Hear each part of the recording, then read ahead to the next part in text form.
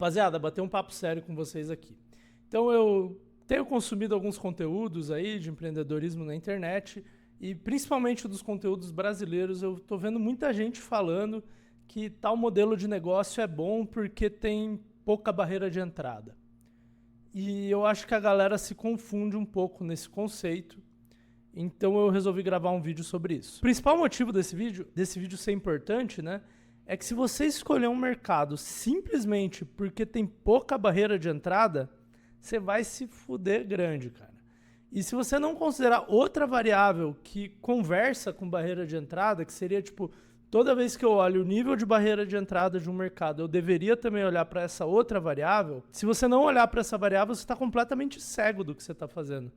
E essa variável é a possibilidade ou os graus de liberdade que você tem de diferenciação dentro daquele mercado. Então, é um mercado que permite muita diferenciação ou não. E isso vai determinar se ter muita barreira de entrada ou pouca barreira de entrada é bom para você nesse tipo de mercado ou dependendo dos seus objetivos.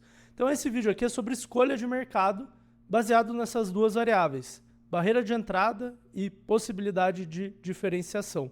Será que é bom ter barreira de entrada? Será que não é? Eu vou dar alguns exemplos aqui para você e você vai entender. Então, o primeiro exemplo que eu quero dar são mercados com zero barreira de entrada ou barreira de entrada muito minúscula e zero oportunidade de diferenciação. Então, o melhor exemplo que eu tenho aqui é virar Uber ou entregador de aplicativo. A barreira de entrada é minúscula, né? Tipo, tudo bem, antes o Uber tinha que ter carro, hoje as empresas de locação de carro já alugam carro para eles. Entregador de aplicativo só precisa de uma bicicleta do Itaú aí para trabalhar, né? Melhor se tiver uma moto, mas enfim, vocês entenderam. Então a barreira de entrada é minúscula, é feito para isso, né? É feito para, cara, você está precisando de um dinheiro, você perdeu o emprego, você precisa de uma renda extra, você faz esses tipos de trabalho. Só que não tem oportunidade de diferenciação também. Tipo, dentro do Uber, por exemplo. Tudo bem, você pode ter ali 5 estrelas ou 4.9 estrelas, mas muitos outros motoristas vão ter também, e você não vai ganhar muito dinheiro a mais por isso, né? Você pode ali oferecer balinhas para os seus passageiros, mas eles não vão te contratar de novo só porque você deu balinha, porque, pô, da próxima vez que eles precisam de uma corrida, você vai estar do outro lado da cidade, né? Então não faz sentido. E o que isso causa é que o seu trabalho é 100% commodity. E, portanto, o preço dele, o quanto você vai ganhar por trabalho ali, por corrida, é dado por oferta e demanda, né? Então, você é 100% substituível nesse trabalho. Se você sair da plataforma no dia seguinte, não faz tanta diferença para Uber, né? Porque tem muitos motoristas, muitos entregadores. E o que isso quer dizer? Que você é substituível, o trabalho é dado por oferta e demanda. Isso quer dizer que assim que surgir mais gente disposta a entrar no aplicativo e ganhar menos dinheiro, você vai ganhar menos, né? E você já sabe disso. Então, assim, pô, hoje o Uber ganha, vamos supor, trabalhando ali 12 horas por dia, blá, blá, blá, tirando as despesas de combustível e tal, ganha R$5.000. Se aumentar a taxa de desemprego no Brasil e mais gente ir para Uber, você vai ganhar menos, né? E aí tem muita gente que fala, Uber é malvadão, tal. Geralmente a galera mais da esquerda, tal, fala isso. E, cara, talvez o Uber seja malvadão. Eu não sei, acho que é só uma empresa como qualquer outra. Mas eu te garanto uma coisa. Vamos dizer que os motoristas comecem a sair da Uber. E aí o tempo de espera para uma corrida começa a ficar cada vez maior. Então vamos supor que hoje um passageiro ali numa região central de São Paulo espera 2, 3 minutos para uma corrida. Vamos dizer que começa a virar 7 minutos, 9 minutos. O que vai acontecer? Cara, o Uber vai começar a pagar mais. Ele vai elevar a tarifa para o passageiro, só que aí se ele elevar demais, o passageiro não vai pegar tanta corrida. Então ele começa a perder dinheiro. Ele vai diminuir a porcentagem que ele tira do motorista, que ele pega para ele, né? E por que ele vai pagar mais? Porque senão ele perde o mercado para 99 ou para uma outra empresa que começa a pagar mais, né? E se você duvida do que eu tô falando, tipo, não, a empresa é malvadona, eles nunca vão pagar mais. Cara, no começo, que tinha pouco motorista, eles pagavam mais. E tinha Uber aí ganhando 10, 15 mil reais por mês. Por que tinha pouco motorista? Por vários motivos. O primeiro é que a galera não conhecia demais. O segundo é que as empresas de aluguel de carro não faziam esse tipo de aluguel ainda, então você tinha que ter o carro. O terceiro é que a Uber era mais exigente com a qualidade dos carros, então você tinha que ter um carro bom, né, basicamente. E a Uber perdia dinheiro nesse começo. Tudo bem, nas contas dela tava que, pô, se eu ganhar mercado, eventualmente mais gente vai querer virar Uber, e né, eles têm análises para isso, tem times inteiros de análises de dados lá para determinar isso. Tem economista, tem um monte de coisa para calcular essa oferta e demanda. Então eles projetavam, pô, daqui a 5 ou 10 anos eu vou ganhar dinheiro, e aí vai valer a pena. Qual que é meu ponto aqui? O meu ponto aqui é que não adianta você entrar num negócio com pouca barreira de entrada se você é completamente substituível, se não tem jeitos de você se diferenciar. Por quê? Porque aí você está 100% à mercê da oferta e da demanda do mercado. Tem gente que tem trabalhos substituíveis que ganha muito bem. Então, por exemplo, hoje em dia, o marceneiro está ganhando muito dinheiro. É praticamente substituível, dependendo do tipo de trabalho que vai fazer. E por que está ganhando muito dinheiro? Porque tem pouca gente querendo ser marceneiro e a demanda está alta, entendeu? Só que, ainda assim, e marceneiro dá para se diferenciar, tá? Principalmente com prazo e qualidade do trabalho. E aí você cria uma reputação e tal. Mas enfim, qual que é o problema, tá? Se você tá no mercado sem barreira de entrada, que tem um monte, sem oportunidade de diferenciação, você é substituível, é como se você tivesse a deriva no mar. Se o mercado tá bom, você tá no alto, se o mercado tá ruim, você tá embaixo, mas você tá completamente vulnerável ali, né? E aí, a gente precisa, para conseguir se dar melhor na economia, né, se dar melhor nesse tipo de carreira, a gente precisa achar ou mercados que têm mais barreira de entrada, que têm problemas, ou mercados que têm mais oportunidade de diferenciação. Então, vamos para o segundo exemplo aqui, tá? Mercados que têm barreira baixa de entrada, tão baixa quanto, ou quase tão baixa quanto, virar Uber, virar entregador. Mas tem muita oportunidade de diferenciação. Um exemplo aqui, fazer um bar, tá? Um bar, obviamente, vai custar dinheiro para você fazer. Mas se você fizer um bar pequenininho e tal, cara, você não precisa ser rico para criar um bar, né? Dependendo do tamanho do bar, da localização. E boa parte dos bares perde dinheiro. O cara trabalha lá o dia inteiro e não ganha muito dinheiro. Mas tem bar que ganha bastante dinheiro. Então, por exemplo, tá? E nem era um bar muito bom, mas o bar lá da minha faculdade, eu fiz faculdade na GV aqui em São Paulo. O bar lá da faculdade, que era o Choquito, cara, ele trabalhava bastante, mas, pô, ele comprava barco no Maranhão lá, que era a terra dele. Ele tinha vários barcos lá nos Lençóis, naquela região. O filho dele estudou em escola particular e, cara, ele veio lá do Maranhão, ele não tinha grana e tal. O filho dele estudou em escola particular e fez GV. E ele conseguiu pagar GV pro filho dele. Não sei se tinha alguma bolsa ali, alguma coisa. E tem outros bares que ganham muito mais dinheiro, né? Então, se você pegar esses bares muito movimentados, eles ganham muita grana. E aí, qual que é a diferença de um bar que não ganha dinheiro ou perde dinheiro para um bar que ganha dinheiro? É a diferenciação, né? Então, no caso desse bar da faculdade, ele teve um pouco de sorte, um pouco de trabalho dele ali de virar o bar que todo mundo ia depois da aula lá. E, pô, tava sempre cheio. E tem outros bares aí que são mais caros, que enche toda a noite. E tem bares vazios. E essa é a grande diferença. Então, você tem uma oportunidade de diferenciação em bar. Apesar da barreira de entrada ser baixa, você consegue ser o bar favorito de alguém. E, portanto, tá cheio. Outro exemplo, vender planilha de treino. Então, é uma coisa que, cara, todo personal pode fazer. Todo profissional de educação física pode fazer. Não tem custo nenhum você começar um negócio desse. E tem gente que ganha, cara, 100 mil, 200 mil por mês vendendo planilha de treino. Enquanto tem gente que não consegue vender nenhuma. Qual que é a diferença? Pensa assim, ó, se fosse uma commodity, se fosse, qualquer planilha de treino serve, eu como cliente não me importo, eu pediria pro ChatGPT fazer uma para mim. Mas não é uma commodity. Eu quero, às vezes, pegar a planilha de tal cara que eu gosto de ver o conteúdo no YouTube, no Instagram, no TikTok. Então, existe uma oportunidade de diferenciação. Eu quero a planilha de treino desse cara e, portanto, eu tenho chance de ganhar muito dinheiro vendendo planilha de treino, apesar de a maioria das pessoas não ganharem. Por quê? Porque a barreira de entrada é baixa. É igual bar. A maioria dos bares deve perder dinheiro ou não ganha muito. A maioria das pessoas que vende planilha de treino também não. Mas, diferente do Uber, eu consigo ficar milionário com isso. Outro exemplo, dropshipping com branding, né? Então, dropshipping, que é você fazer um site de e-commerce que você vende produtos e os produtos, o fornecedor lá, a fábrica manda direto para o seu cliente, é um negócio sem barreira de entrada e sem diferenciação, mas eu posso fazer dropshipping com branding. Então, tem uma empresa chamada Basique, por exemplo, que vende chapinhas femininas. E essas chapinhas, elas têm o branding, elas, né, têm a marca, elas são de uma qualidade específica, provavelmente tem um fornecedor exclusivo, e aí elas conseguiram entrar na moda das influenciadoras.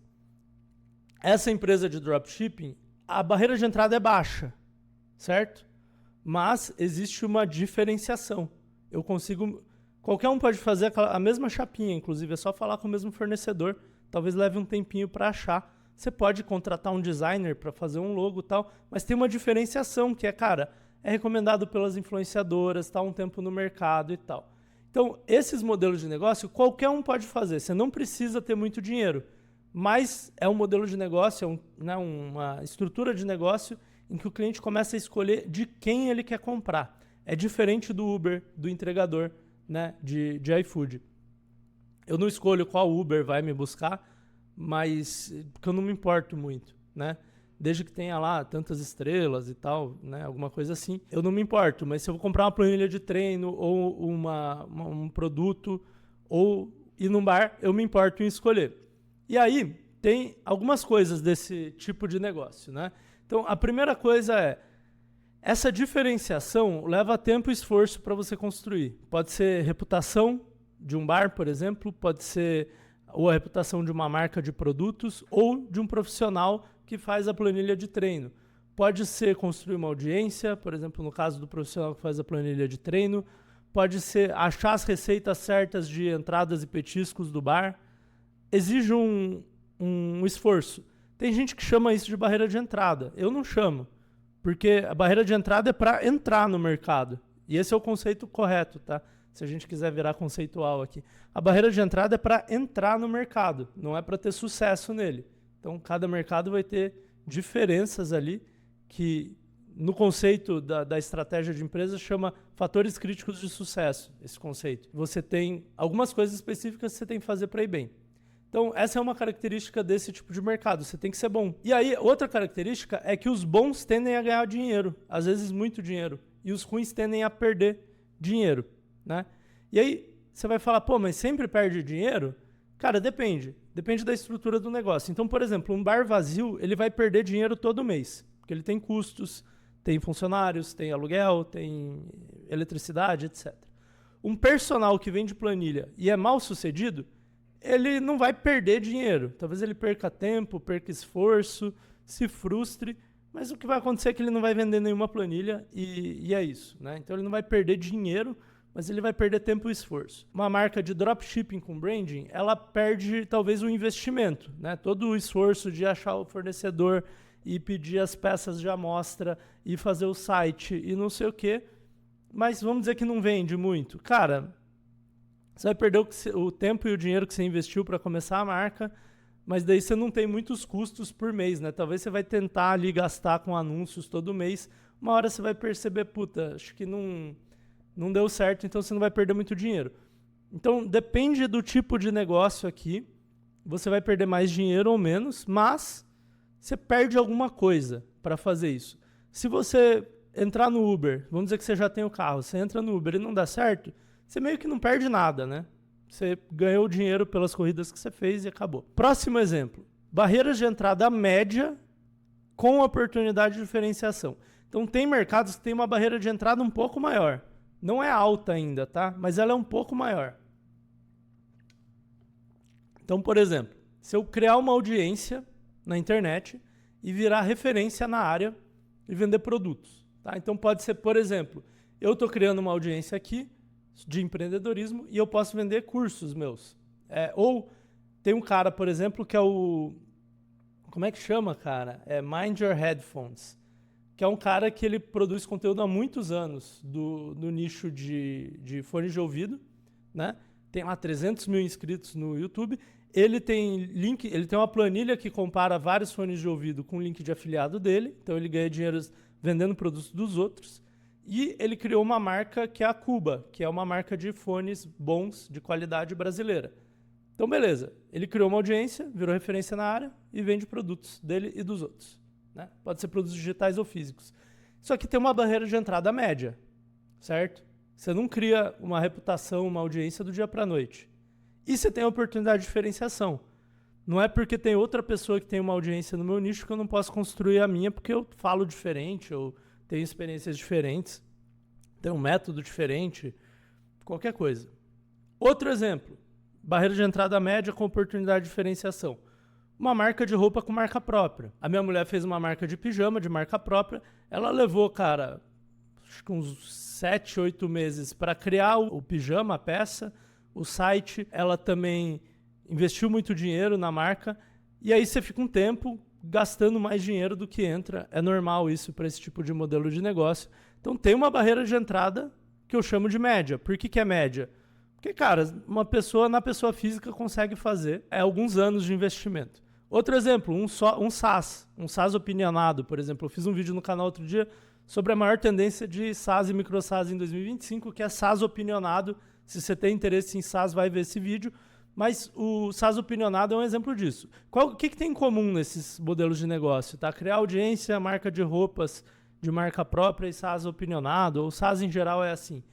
Vai levar de 2 a 3 anos para começar a valer a pena. Você pode gastar 2 ou 3 anos de tempo para construir uma audiência, por exemplo, ou de tempo e dinheiro para fazer uma marca de roupa, por exemplo, tá?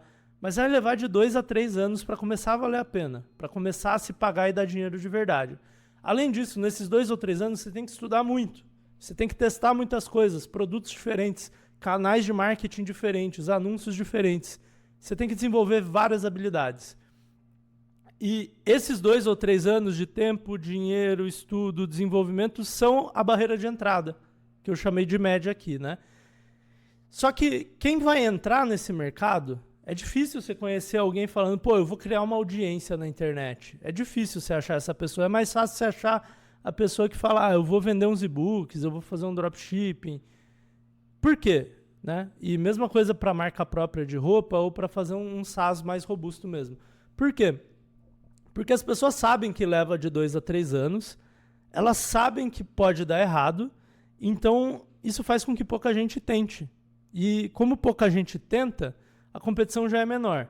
Além disso, são 2 ou 3 anos de teste, estudo, trabalho, tem que ter tempo e dinheiro também, dependendo do modelo. Então muitos dão errado pelo caminho. E isso faz com que, se você passar por esses 2 ou 3 anos e conseguir chegar lá, você vai ter mais dinheiro, você vai ganhar mais dinheiro e principalmente você vai ter mais perenidade no negócio, né? Então, vamos supor que eu crio uma marca de dropshipping com marca lá, ou eu faço planilhas de treino. Cara, pode ser que eu ganhe muito dinheiro hoje, mas daqui a 2 anos o meu negócio morreu, porque entrou um monte de gente no mercado, a barreira de entrada é baixinha, entendeu? Se começar a entrar gente boa no mercado, meu negócio não tem durabilidade, não tem perenidade. Esses negócios com barreira de entrada média, eles têm mais perenidade.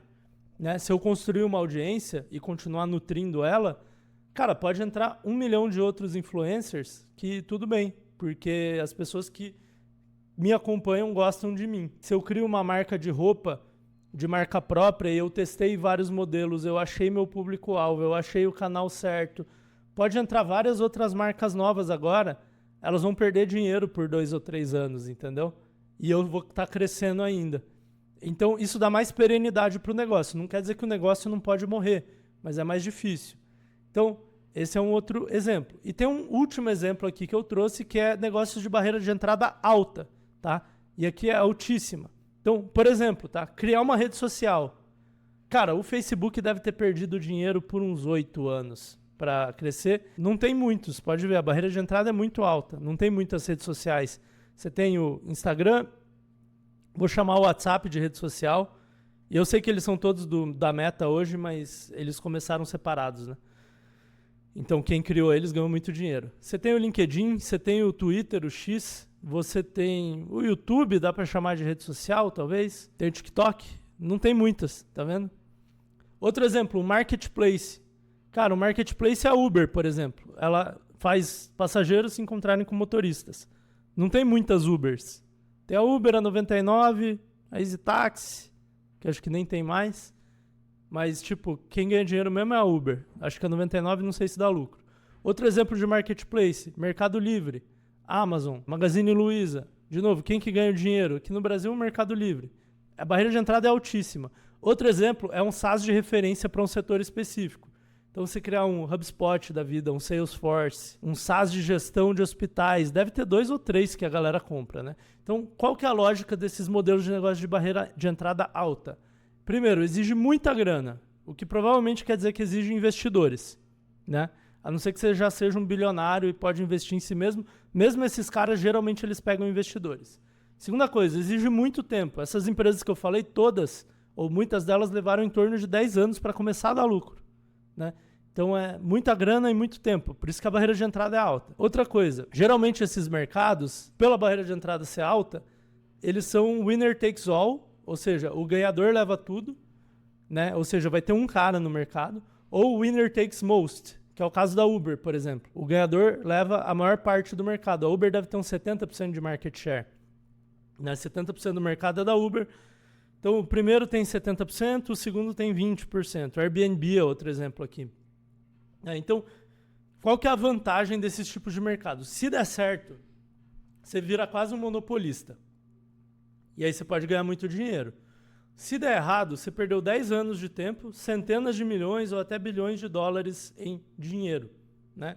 Obviamente, esse dinheiro provavelmente vai vir de investidores, mas mesmo assim, você como empreendedor, né, perdeu 10 anos do seu tempo. Perdeu entre aspas, sabe? Porque você ganha muita experiência, mesmo que seu negócio não der certo, você no mínimo consegue um emprego bom em outra startup. A não sei que você foi muito ruim mesmo. Mas isso aqui, cara, é as Olimpíadas do capitalismo. E é isso que eu queria que vocês entendessem, porque eu vejo muita gente querendo fazer startup desse tipo e às vezes não é para você, cara. Por exemplo, eu já trabalhei no Venture Capital, eu teria acesso a investidores, eu também fui da McKinsey, eu conseguiria fazer uma startup, captar dinheiro, eu conheço gente nessa área. Só que eu não quero fazer isso, cara, porque é as Olimpíadas do capitalismo. É 16 horas por dia de trabalho. Ah, Bruno, precisa de 16 horas? Precisa, porque o ganhador vai levar tudo. E o seu competidor sabe disso. Então você tem que ser o vencedor da sua categoria. E, cara, como o seu concorrente sabe disso, ele vai estar trabalhando 16 horas por dia, você precisa também. Então, assim, ou você vai ganhar bilhões ou você não vai ganhar nada. Então, entendeu? Você não vai trabalhar 8 horinhas ali. E assim, essas empresas, elas também geralmente dão participação na empresa para os funcionários. E é muito relevante, sim, principalmente para os que entram primeiro, porque eles precisam que os funcionários trabalhem muito também. Por quê? Se eles não ganharem, meio que não valeu de nada. E é aqui que o Vale do Silício, por exemplo, os fundos de Venture Capital operam. A maioria dos negócios que eles investem são esses negócios de altíssima barreira de entrada, que você tem que pegar no começo da onda, ou seja, não adianta você querer montar uma rede social hoje, já foi esse jogo, mas o Vale do Silício gosta de operar aí porque as empresas, elas têm, como a barreira de entrada é muito alta, elas têm muito poder de mercado, elas ganham muito dinheiro. Se você vê as maiores empresas do mundo, você vai ver empresas que são sempre nesse modelo. Google, Meta, Netflix, enfim, várias empresas que são desse modelo do Vale do Silício de altíssima barreira de entrada. Para você, qual que é bom? Cara, nenhuma barreira de entrada, só se tiver muita oportunidade de diferenciação. E aí, para você se diferenciar, você vai ter que trabalhar.